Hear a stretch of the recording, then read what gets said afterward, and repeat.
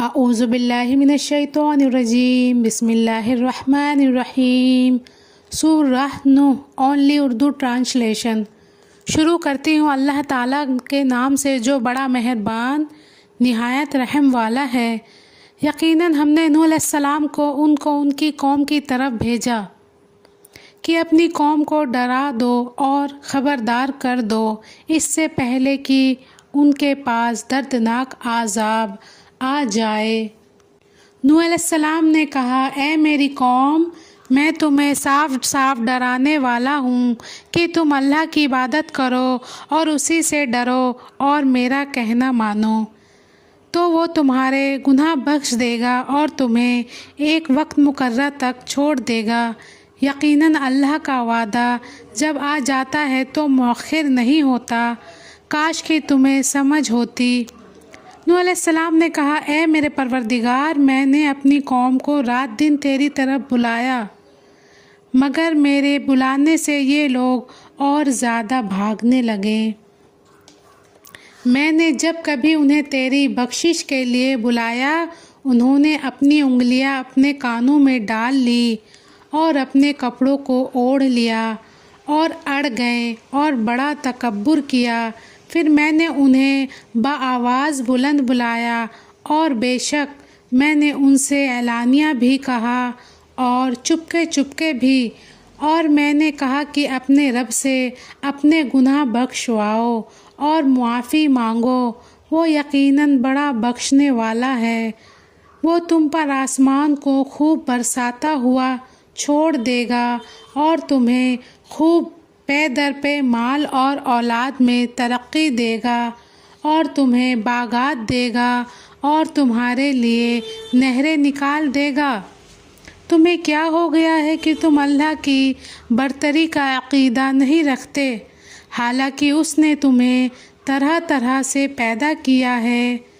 کیا تم نہیں دیکھتے کہ اللہ تبارک و تعالیٰ نے اوپر تلے کس طرح 7 آسمان پیدا کر دیے ہیں اور ان میں چاند کو خوب جگمگاتا بنایا ہے اور سورج کو روشن چراغ بنایا ہے اور تم کو زمین سے ایک خاص اہتمام سے اگایا ہے اور پیدا کیا ہے، پھر تمہیں اسی میں لوٹا لے جائے گا اور ایک خاص طریقے سے پھر نکال لے گا، اور تمہارے لیے زمین کو اللہ تعالیٰ نے فرش بنا دیا ہے تاکہ تم اس کی کوشادہ راہوں میں چلو پھرو۔ نوح علیہ السلام نے کہا، اے میرے پروردگار، ان لوگوں نے میری نافرمانی کی اور ایسوں کی فرما برداری کی جن کے مال اور اولاد نے ان کو یقیناً نقصان ہی میں بڑھایا ہے، اور ان لوگوں نے بڑا سخت فریب کیا ہے اور کہا انہوں نے کہ ہرگز اپنے معبودوں کو نہ چھوڑنا اور نہ ود اور سوا اور یاغوث اور یعوق اور نصر کو چھوڑنا، اور انہوں نے بہت سے لوگوں کو گمراہ کیا۔ الہی تو ان ظالموں کو گمراہی اور بڑھا۔ یہ لوگ باسبب اپنے گناہوں کے ڈبو دیے گئے اور جہنم میں پہنچا دیے گئے، اور اللہ تبارک و تعالیٰ کے سوا اپنا کوئی مددگار انہوں نے نہ پایا۔ اور حضرت نوح علیہ السلام نے کہا، اے میرے پالنے والے، تو روئے زمین پر کسی کافر کو رہنے سہنے والا نہ چھوڑ۔